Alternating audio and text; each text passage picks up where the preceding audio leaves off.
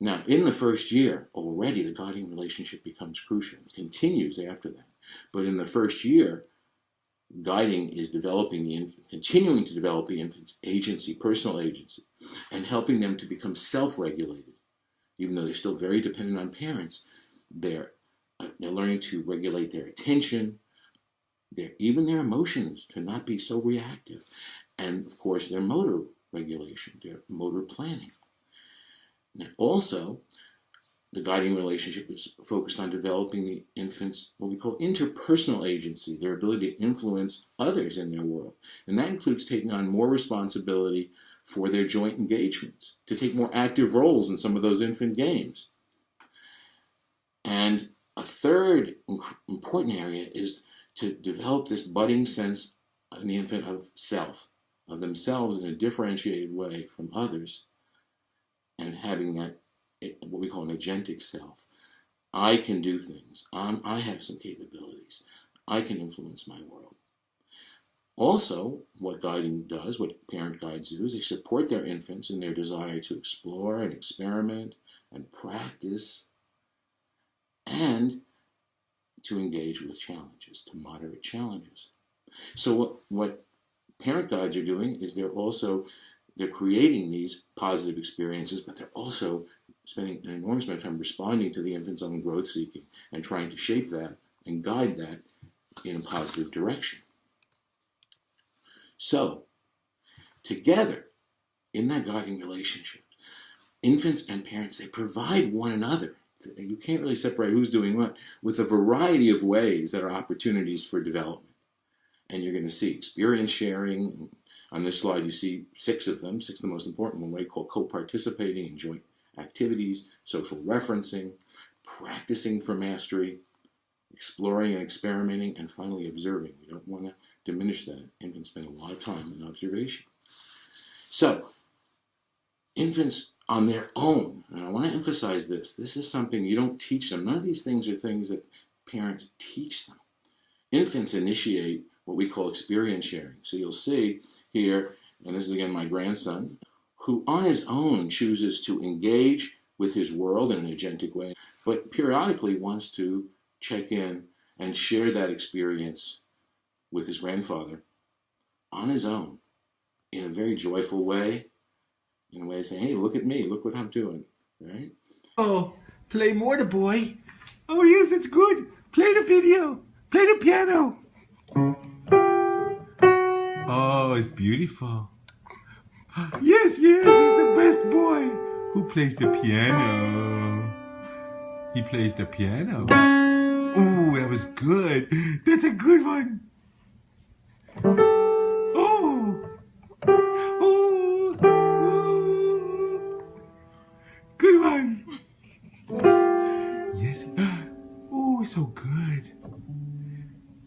Oh, it's so beautiful. Yes, it's a good piano. The Levi plays the piano. The Levi boy plays piano. Yes. It's the best of it. It's not because I taught him or I'm prompting him. It's part of that built-in drive of being a human being. Right?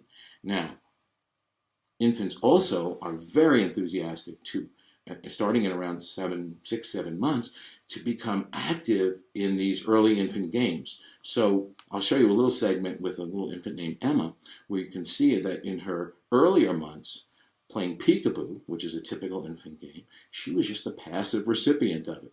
Her father, as you will see, was doing all the active work of getting the game going and maintaining it. Her job is there. She's just laying there responding. But now let's look at her at 7 months. And you can see by 7 months now, she has a much more active role in the same game.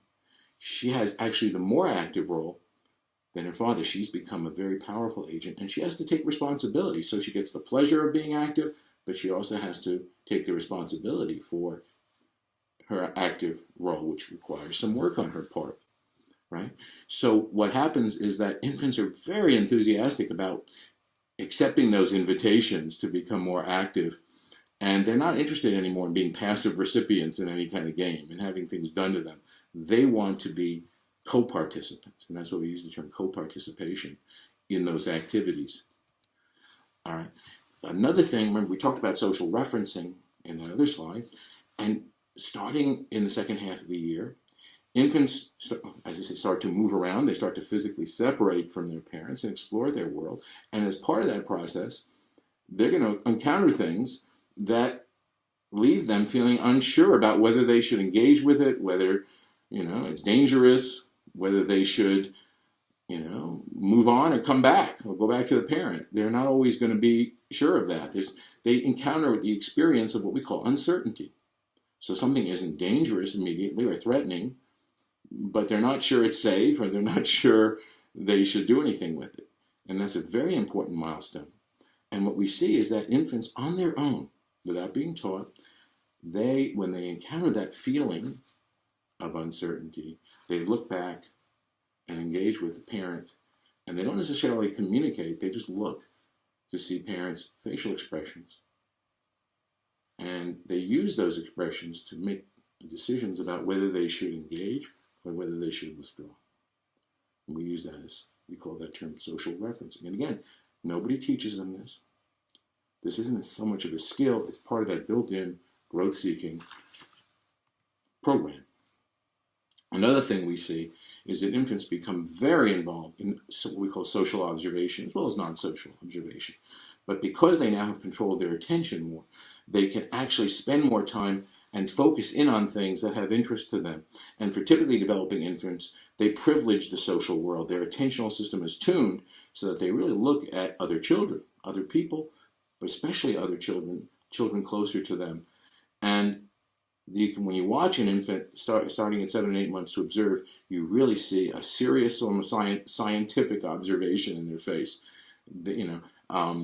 And they can spend enormous amounts of time. When I'm with my grandson, for instance, he spends, and we go to a playground, he spends at least half, if not more, of his time and effort in observing what's going on around him, the other children in that setting.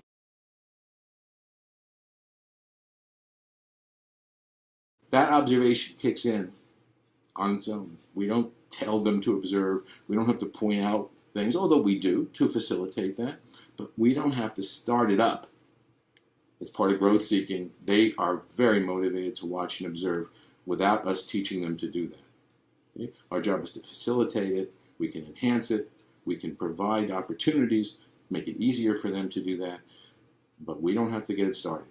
The response to novelty becomes really exciting at this age, and you can see the children just love the idea that something they just haven't seen before, even if it's a parent acting in a way that they've never acted before. It's the height of their world. So here's a good example of mom acting silly and the infant just loving it. Playing basketball. 2 points. No points.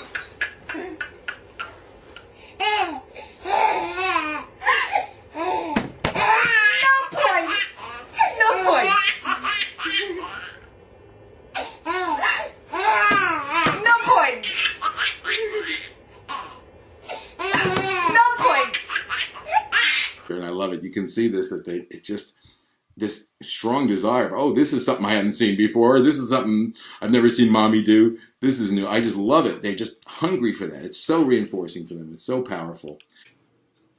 And as I said, by the end of the first year, growth seeking includes challenge seeking. And you can see here my grandson decided on his own he wanted to try to walk our dog, which is really much too hard for him. But I wanted to give him an experience of doing that, and you'll see a little video. I'm going to show you how he did that. And again, the goal here is not for him to learn how to walk a dog. He's a little bit young for that, but to have the sense of mastering a challenge, something that was very difficult for him, holding on to that leash and being able to at least move several feet and feel that sense of agency. And the other, so that was his driven challenge. He wanted that. I did not think at all that that would be, I would never have imagined that being something, to do with him. So sometimes we're inviting. More often, we're facilitating. We're enhancing. We're making something possible that they're starting out themselves to want to do this. And we have to maintain a nice balance of challenge, but not so much challenge, right? So that the child will always fail, but not to remove the potential of failure. So even when the child fails, as a guide, what we want to do is we would provide what I want to call a safe landing. We don't want failure to lead to injury or to demolishing their sense of self, but to the idea that either we adjust the task to make it a bit less difficult, or we, in a very normal way, encourage them to try again. And we often don't have to do that. They'll often do that. And as a result of that, they'll build what we call resilience.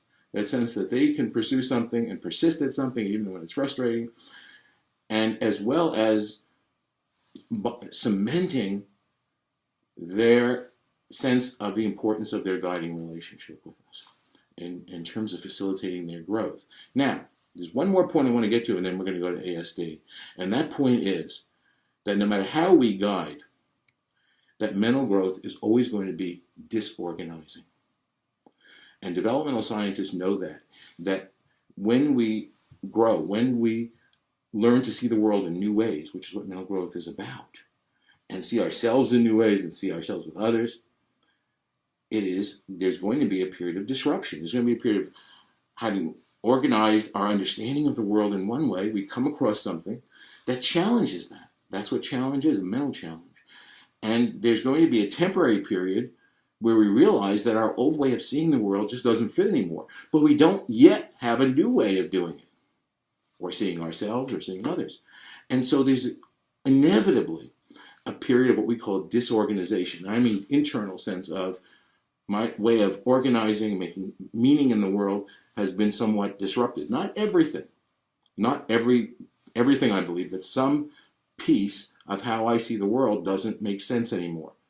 And for infants to be able to grow mentally, they have to be able to sustain their effort, their engagement during that period, with our help, to reach a place of reorganization, where we get to the point where we say, okay, now I got it. Here's how it fits. Here's this new way. It's not that different. Here's a new way. Now, this happens pretty naturally with typically developing infants, right? And so you might not even notice it. But what's interesting is that it's not that we do this to infants. We're not the agents of this. Infants, as I say, through their own growth-seeking actions, become the primary agents. They disorganize themselves. They seek out these challenges. They seek out the disorganization. And they become, hopefully, see themselves as the agents of their reorganization. Even though we help them, we want them to experience themselves as capable of doing this over and over and over again, so that this process of mental growth becomes rewarding to them, something they pursue, something that they're encouraged that they can do. It becomes part of their agency, and that's what we do see happening by 1 year olds. We see them becoming very much motivated to pursue this mental growth process, even though they're going to experience a temporary disorganization. That does not deter them one bit from doing that. So remember this, mental growth is inherently disorganizing. There's no way around it.